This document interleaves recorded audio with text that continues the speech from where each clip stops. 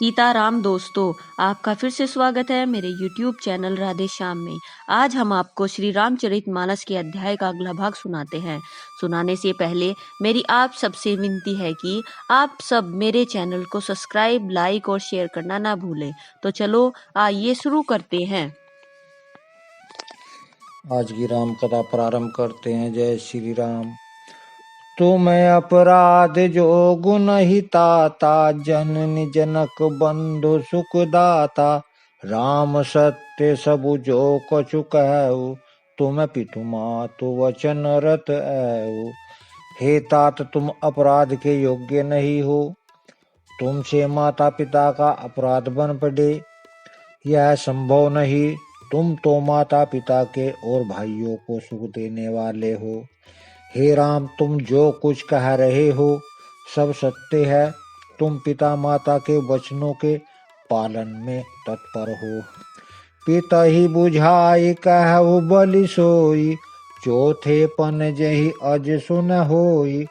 तुम सम सुवन सुकृत जहि दीने, उचित नता सुनिरादरु कीने। मैं तुम्हारी बलिहारी जाती हूँ, तुम पिता को समझाकर वही बात कहो जिससे चौथेपन बुढ़ापे में इनका अपयश न हो। जिस पुण्य ने इनको तुम जैसे पुत्र दिए, उनका निरादर करना उचित नहीं।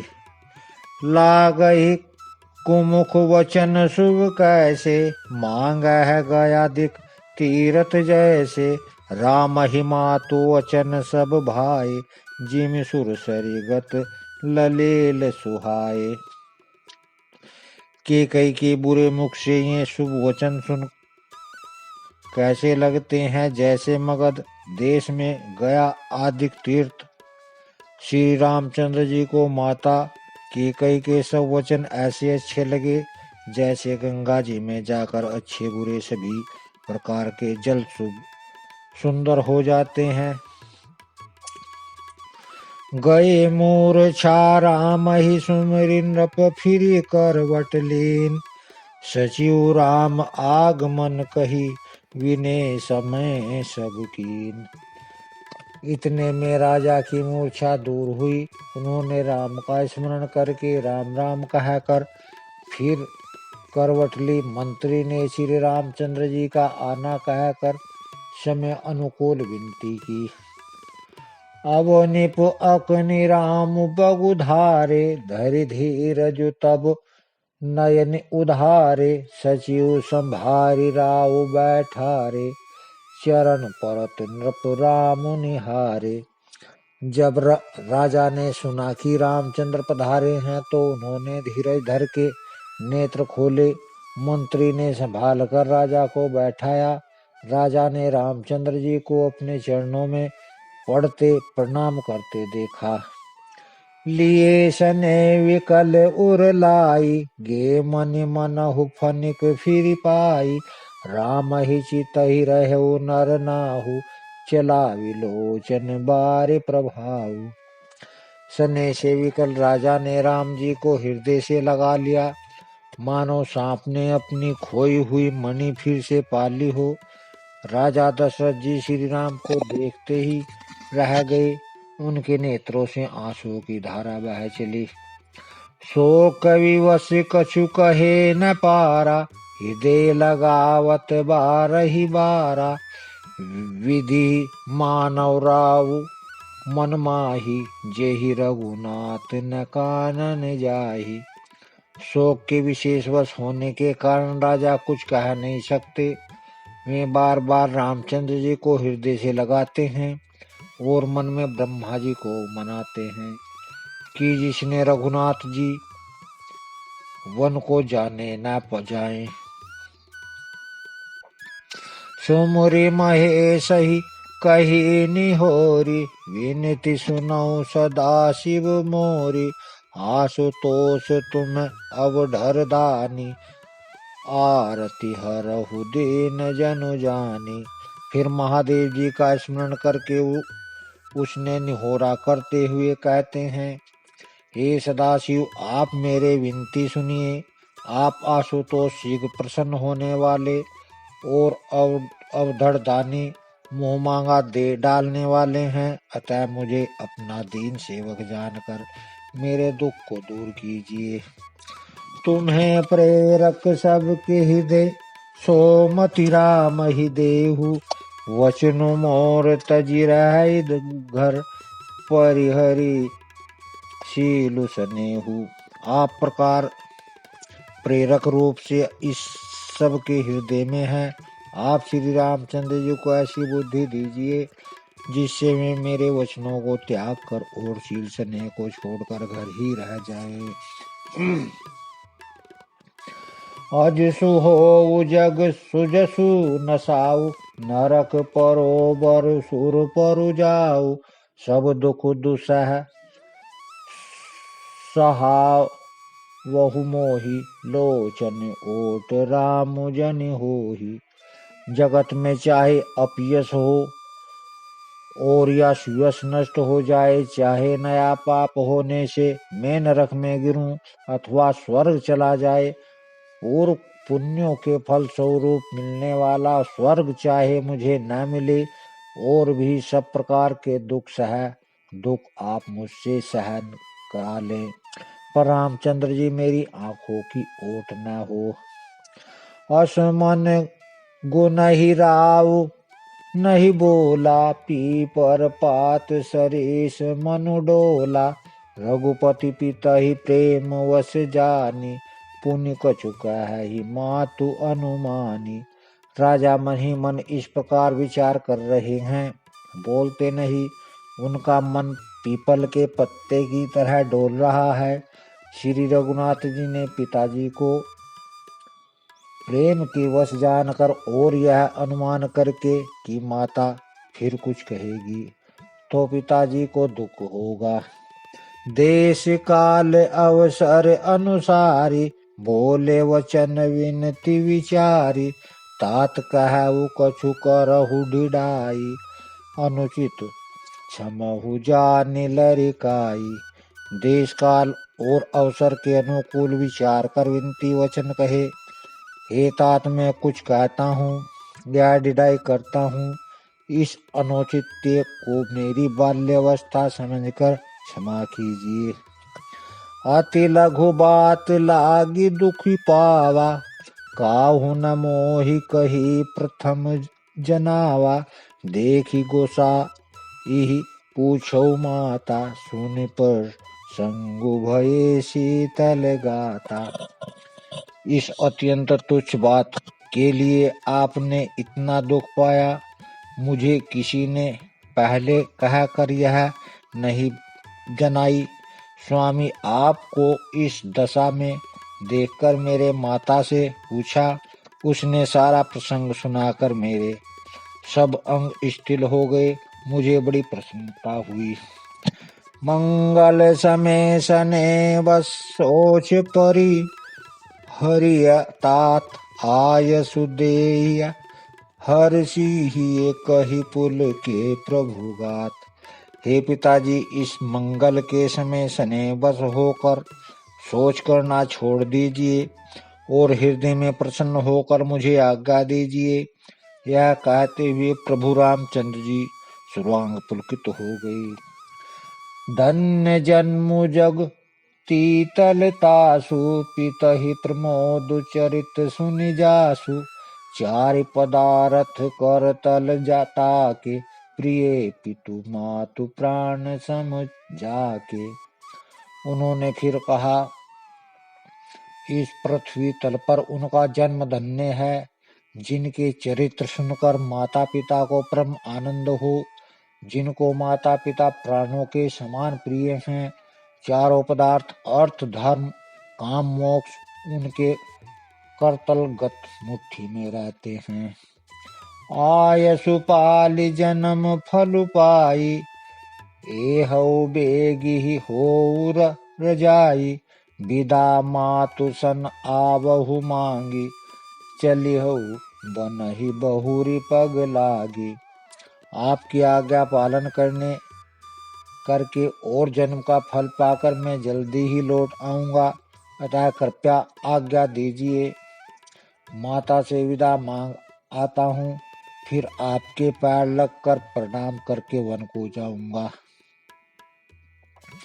अस कही राम गौन तब कीना, भूप शोक बस उतरहु न दीना। नगर व्यापी गई बात सुती छी, छुअत चढ़ी जनु सब तन बीछी। ऐसा कहकर तब श्री रामचंद्र जी वहां से चल दिए। राजा ने शोकवश कोई उत्तर नहीं दिया।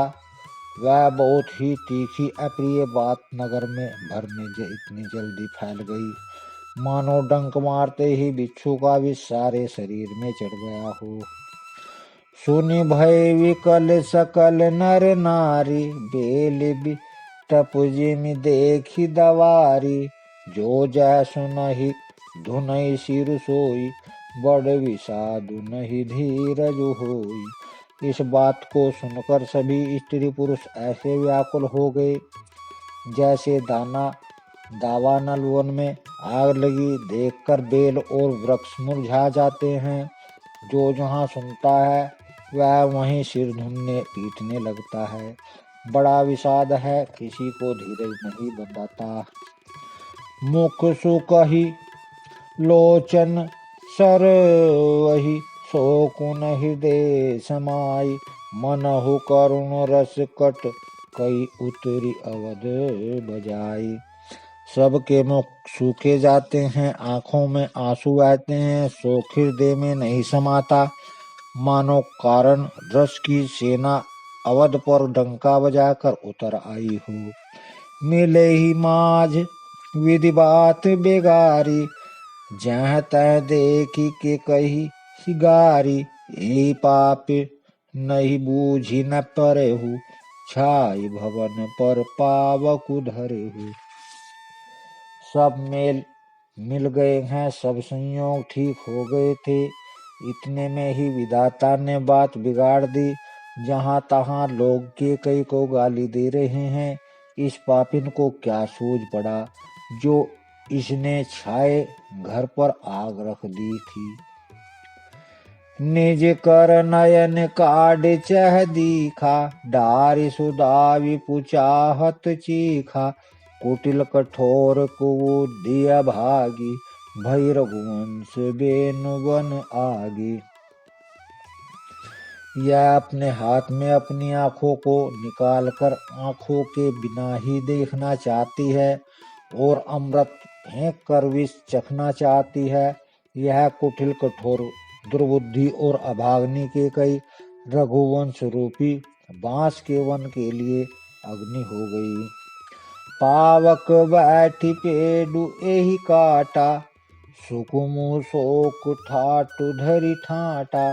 सदा राम एहि प्राण समाना, कारण कवन कुटिलपन उठाना। पत्ते पर बैठकर इसने पेड़ को काट डाला।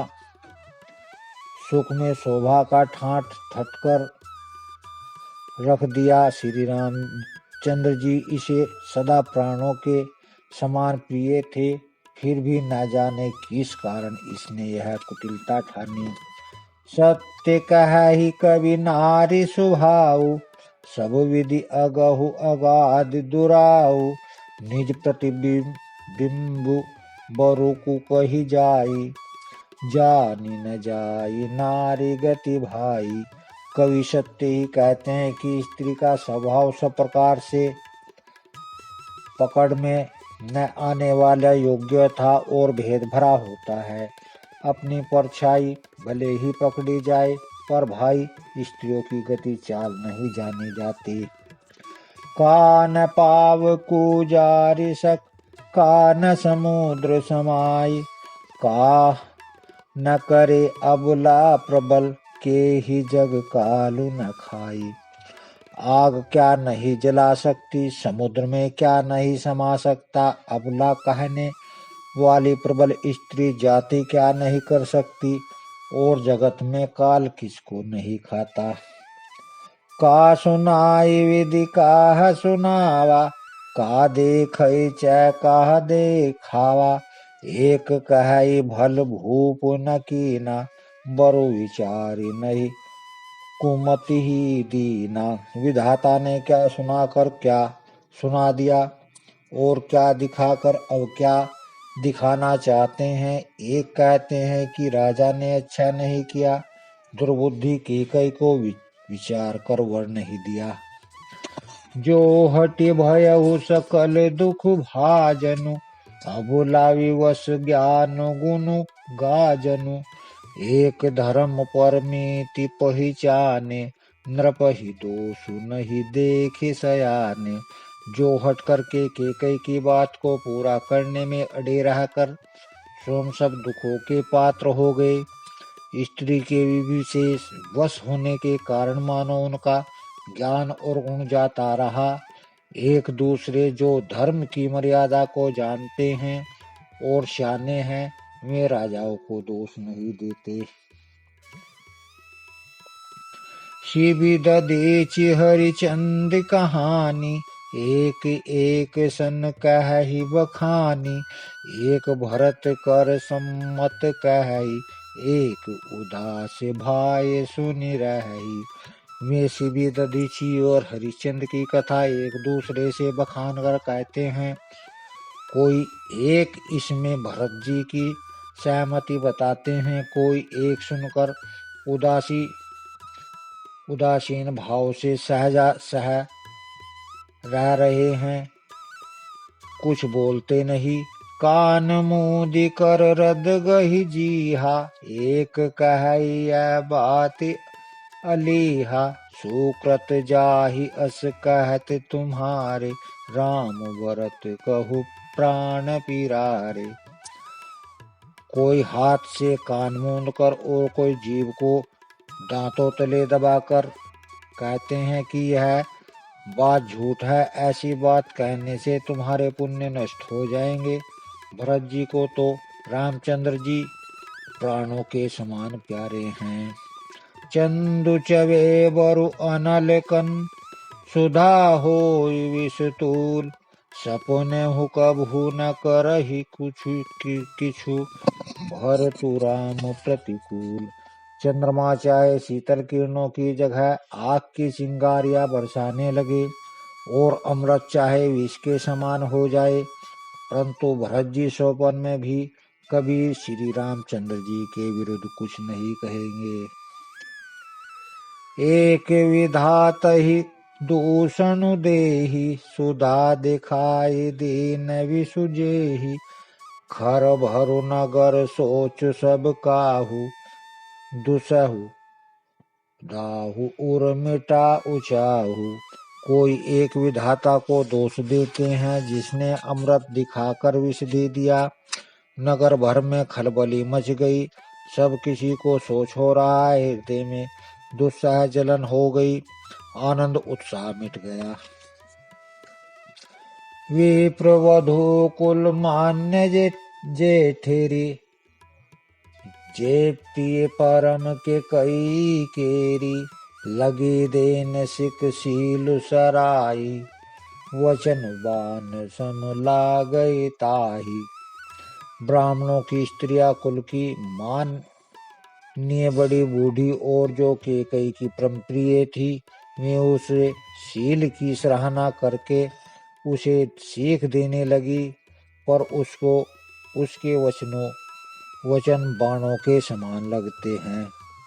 भरतु न मोहि प्रिय राम समाना, सदा कहु यहु सबु जगु जाना। करहु राम पर साज सनेहु, केहि अपराध आज बेनु देहु। वे कहती हैं, तुम तो सदा कहा करती थी कि रामचंद्र जी के समान मुझको भरत भी प्यारे नहीं हैं। इस बात को सारा जगत जानता है। श्री रामचंद्र जी पर तो तुम स्वाभाविक ही स्नेह करती रही हो, आज किस अपराध से उन्हें वन देती हो। कबहु न कियहु समति आरेसु, प्रीति प्रतीति जान सबु देसु। कौशल्या अब कहा बिगारा, तुम जेहि लागी ब्रजपुर पारा। तुमने कभी सोतिया डहा नहीं किया। सारा देश तुम्हारे प्रेम और विश्वास को जानता है। अब कौशल्या ने तुम्हारा कौन सा बिगाड़ कर दिया जिसके कारण तुमने सारे नगर पर ब्रज गिरा दिया। सिए की पिए सगु परिहरी ही, लखनऊ की रही हई धाम। राजू की भुजौ भरतपुर, नरपु की जी ही बिनु राम। क्या सीता जी अपने पति रामचंद्र जी का साथ छोड़ देंगी? क्या लक्ष्मण जी श्री रामचंद्र जी के बिना घर रह सकेंगे? क्या भरत जी रामचंद्र जी के बिना अयोध्यापुरी का राज भोग सकेंगे? और क्या श्री रामचंद्र जी के बिना जीवित रह सकेंगे? अर्थात न सीता जी यहाँ रहेंगी, न लक्ष्मण जी रहेंगे, और न भरत जी राज्य करेंगे, और न राजा ही जीवित रहेंगे। सब उजाड़ हो जाएगा। आज की राम कथा यहीं विश्राम करते हैं। जय श्री राम। अगर आपको मेरी वीडियो अच्छी लगी तो बेल आइकन दबाना ना भूलें ताकि आपको मेरे आने वाली वीडियोस का नोटिफिकेशन मिलता रहे। धन्यवाद। जय श्री राम।